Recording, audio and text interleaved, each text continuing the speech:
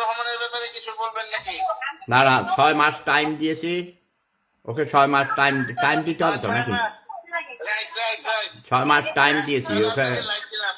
এমনি আমরা অ্যালার্ট আছি যে আমরা প্রতি মুহূর্তে দেখছি কি করছে, ঠিক আছে?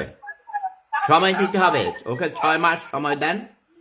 আমার মনে হয় ভালো করবে, সবাই সহযোগিতা করতে হবে, ঠিক না? ভালো করবে। হ্যাঁ ভালো করবে, ভালো করবে, আমি আমি আশা করি ভালো করবে। ভালো করতে হবে এবং আমার হাঁটু আপাকেও আনতে হবে, সবাই মিলে করতে হবে। হাঁটু আপাকেও ব্যাক করাইতে হবে। ওই যে আমি বলছি স্পিকারকে ছেড়ে দিছে না, আমি বলেছি যে কাউকে আর হয়রানি করা যাবে না, কারণ শেখ হাসিনা অনেক ভুল করেছে কাউয়া কাদিরের কথা শুনে। ওই যে নোয়াখালীরা কাদির, এরা ভুল শেখ হাসিনাকে ভুল বুঝাইছে। খালেদা জিয়াকে এত জেলে রাখার কোনো দরকার ছিল না, বুঝলেন? ভালো থাকেন ভাইয়া। লাভ ইজ পাওয়ার। আচ্ছা ভালো থাকুন, ভালো থাকুন, আমি এখন ব্যস্ত। ওয়ালাইকুম সালাম।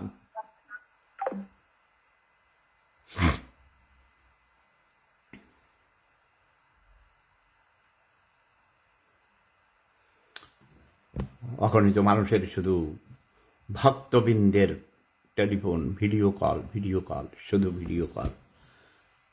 সবাই শুধু লাইভ কথা কইতে চায়। লাইভ কথা কইতে কইতে তো আমার জীবন শেষ ভাই, বুঝেছেন?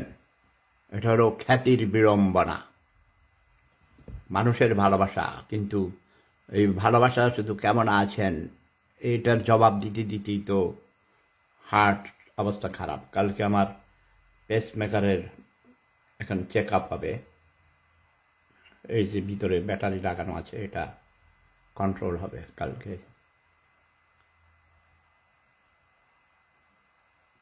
যে কোনো মুহূর্তেই ব্যাটারি থেমে যেতে পারে, ফিউজ হয়ে যেতে পারে। যাক, আশা করি কমপক্ষে 20 বছর আমাকে বেঁচে থাকতে হবে সুস্থ অবস্থায়। সুস্থ হয়ে না বেঁচে থাকলেও তো সমস্যা, ঠিক না? তো আমি বলছিলাম ওই যে ঢাকা থেকে টেলিফোন এসেছিল, সবাই বলে হাসিনা, শেখ হাসিনা আপনার হাঁটু আপা কবে আসবে, শেখ হাসিনাকে কবে ফিরিয়ে আনবেন। ভাবটা যে সব আমি। তারেক জিয়া কি অবস্থা, কতদিন থাকবে, কেমন বলেন? তারেক জিয়া কি করবে? অবশ্যই তাকে ক্ষমতায় এসে তাকে সময় দিতে হবে। 6 মাস আগে কমেন্ট করা মোটেই ঠিক নয়। আমরা অবজারভেশনে আছি, আমরা সহযোগিতা করছি, কিন্তু ডক্টর ইউনূস যে ক্ষতিটা করে গেছে, শেখ হাসিনা ওই 16-17 বছর অথবা আগের তো ভালোই করেছিল, কিন্তু পরবর্তী সময়ে একাধারে 16 বছর, 16.5 বছর যতটুকু ভুলভ্রান্তি কাজের মধ্যে হয়েছে বা খারাপ দিক যেটুকু ছিল তার সে 1000 গুণ খারাপ করে গেছে ডক্টর ইউনূস গত 18-19 মাসে।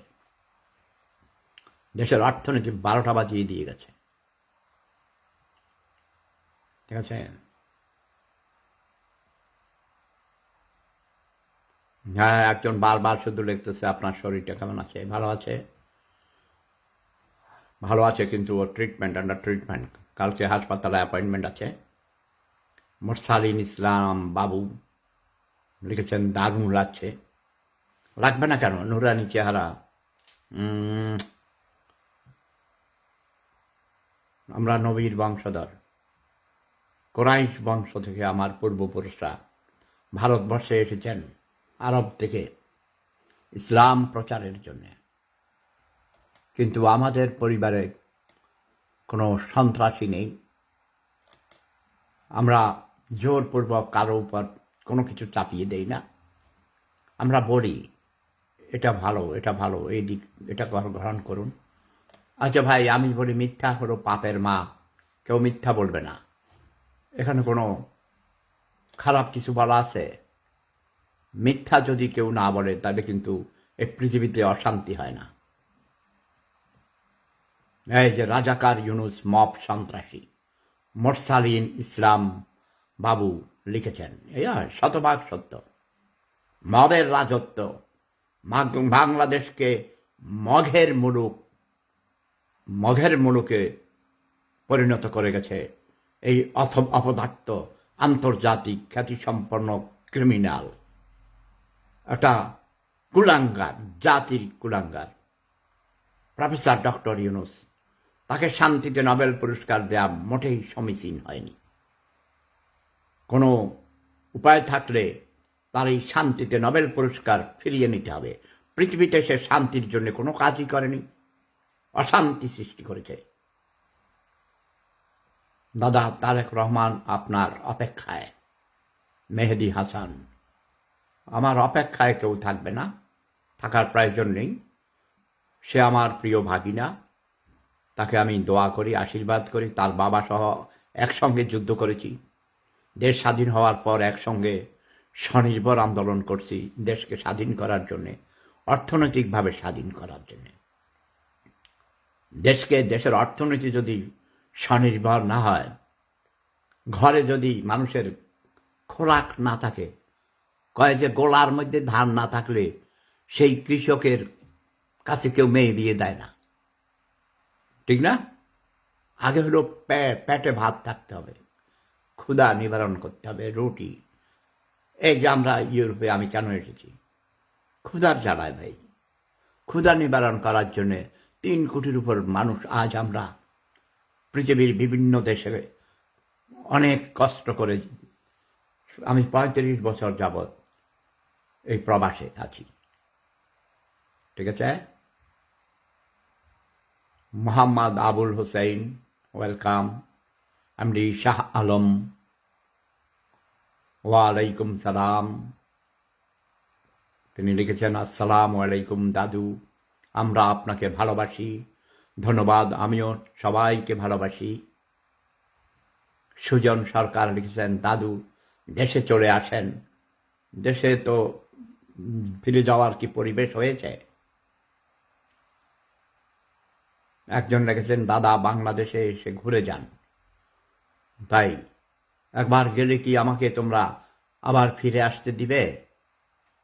সেই পরিবেশ হয়েছে। গতকালকে তোমরা একজন পীর সাহেবকে জ্যান্ত পিটিয়ে হত্যা করেছ। তোমরা তো আর সবাই না। 99% মানুষ ভালো, কিন্তু 1% খারাপ লোক। তারা এটা কোনো ধর্মের কাজ নয়, এটা অমানবিক কাজ। কাউকে হত্যা করার অধিকার কোনো কিতাব, কোরআন, হাদিস, বাইবেল, গীতা, মহাভারত বা কোনো ধর্মগ্রন্থ দেয়নি। সকল ধর্ম শান্তির কথা বলেছেন। আর আইন আছে দেশে, আইন হাতে নেওয়ার কোনো প্রয়োজন নেই। দেখলাম 3 জন যুবক, নাকি আরো বেশি, ওই কোনো এক প্রবাসীর, এটা চাঁপাইনবাবগঞ্জে, সম্ভবত এটা আগের, গত বছরও এমনটি দেখেছি আমি, অথবা নতুন হয়েছে, আই ডোন্ট নো। একজন নারীকে, প্রবাসীর স্ত্রীকে গণধর্ষণ করেছে, মানে কয়েকজন মিলে রাতভর ধর্ষণ করেছে। অবশেষে তারা ধরা পড়েছে, পাড়া প্রতিবেশী ধরেছে। ওদের নুনুর মধ্যে পুরুষাঙ্গে ভারী ইট, কয়েকটা ইট একসাথে দিয়ে দড়ির মধ্যে বেঁধে, তাদের নুনুর মধ্যে বেঁধে দিয়ে ওদেরকে ঝুলিয়ে রেখেছে। না, এটা ঠিক নয়। এটা আইন কোনো অবস্থাতেই নিজের হাতে নিতে পারবে না। প্রতিটি অপরাধের বিচার আছে, রাষ্ট্র আছে, রাষ্ট্রীয় আইন অনুযায়ী আদালত তার বিচার করবে। জনগণের দায়িত্ব হলো অপরাধীকে ধরে থানায় পুলিশের হাতে নিয়ে সোপর্দ করা, আইনের কাছে পৌঁছাতে হবে। একজন পীর সাহেব যদি ধর্মের অপব্যাখ্যা করে, সেজন্য তোমরা আইন করো, তার কাছে যাবে না, তাকে অ্যাভয়েড করো, কিন্তু তাকে হত্যা করার অধিকার তোমাদের নেই, ঠিক কিনা? ন, এটা ঠিক নয়। সুজন সরকার লিখেছেন, হত্যাকারে রাজাকারের দলের লোক। যেই হোক, কোনো দলের বা কোনো ব্যক্তির, কোনো গ্রুপের, কোনো ধর্মের কোনো মানুষকে হত্যা করা যাবে না, আইন নিজের হাতে নেওয়া যাবে না। মেহেদী হাসান দাদা আপনার নাম্বারটা দেন, আপনার জন্য গিফট পাঠাতে চাই। আমার নাম্বার, ধন্যবাদ ধন্যবাদ, আমার কোনো গিফট দেওয়ার দরকার নেই। যারা অসহায় মানুষ আছে তাদেরকে তোমরা যতদূর পারো সহযোগিতা করো। এই যে কিছুক্ষণ আগে একজন আইনজীবী বাংলাদেশ ঢাকার পুরান ঢাকা থেকে তারা একটা বিয়ের অনুষ্ঠান করতেছে, সামাজিক কাজ। একটি বেদের মেয়ে এই বিয়েটা সংগঠিত করেছে। ন টেলিফোন, কেউ টেলিফোন করবে না এখন, কেউ যে আননোন নাম্বার থেকে টেলিফোন করে। একটা বেদের মেয়ে, কি সুন্দরী বেদের মেয়েটা, একটা ইয়াং ছেলের সাথে তারা দুইজন প্রেম করেছে। পুরান ঢাকার একজন আইনজীবী অ্যাডভোকেট মুমু, সে আমার অত্যন্ত প্রিয় ছোট বোন। তারা সবাই মিলে, ওর আত্মীয় স্বজনরা মিলে, ওর এক ভাই হয়েছে উকিল বাপ, সব খরচপাতি তারা ঠিক করে ছেলে মেয়েকে সাজিয়ে তারা আজ বিয়ের অনুষ্ঠান করছে। সেখান থেকে 2-3 বার আমাকে লাইভ কল দিয়েছে। আমি দেখি ওকে পাই কিনা লাইভ, এখন তোমাদেরকে দেখাবো। অপূর্ব সুন্দর একটি জুটি।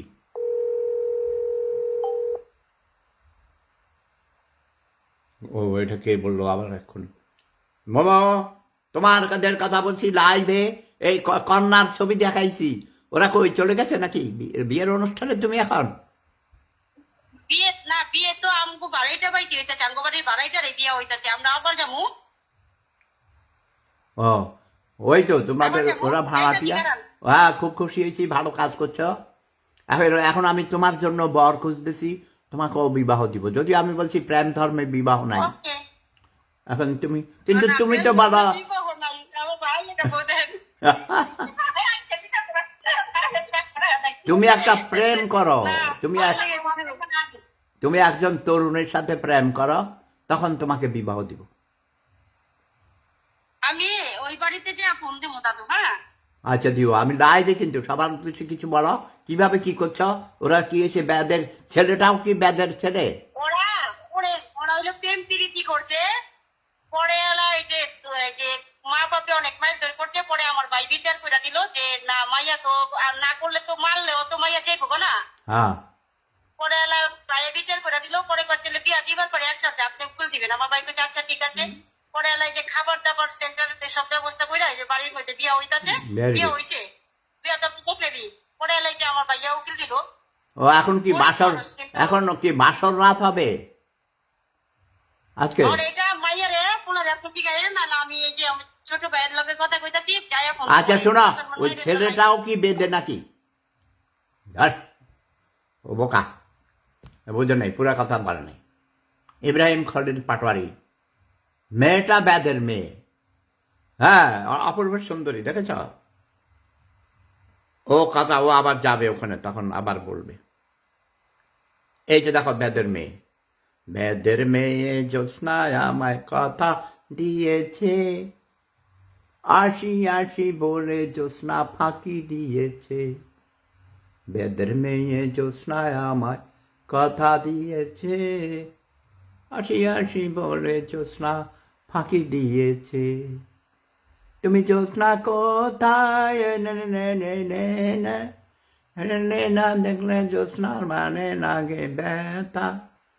বেদের মেয়ে জ্যোৎস্নায় আমায় কথা দিয়েছে, আসি আসি বলে জ্যোৎস্না ফাঁকি দিয়েছে।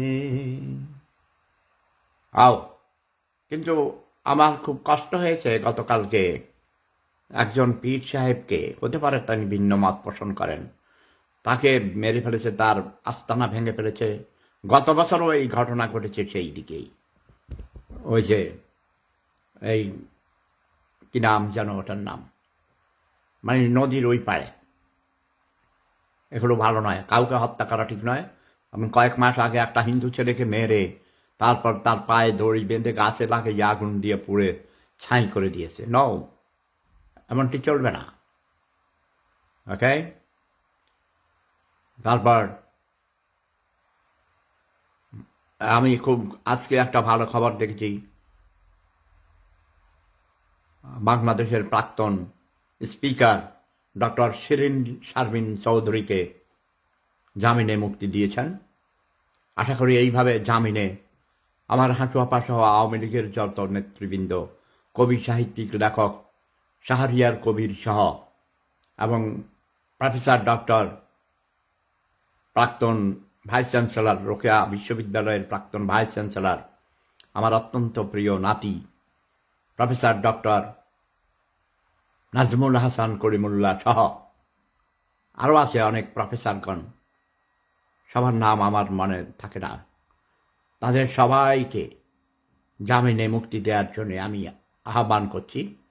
যত কবি, সাহিত্যিক, সাংবাদিক, লেখক, বুদ্ধিজীবী, ডাক্তার, ইঞ্জিনিয়ার, সাংবাদিক আছেন, সবাইকে মুক্ত করে দেওয়ার জন্যে আমার অত্যন্ত প্রিয় ভাগিনা, আমার শ্বশুর,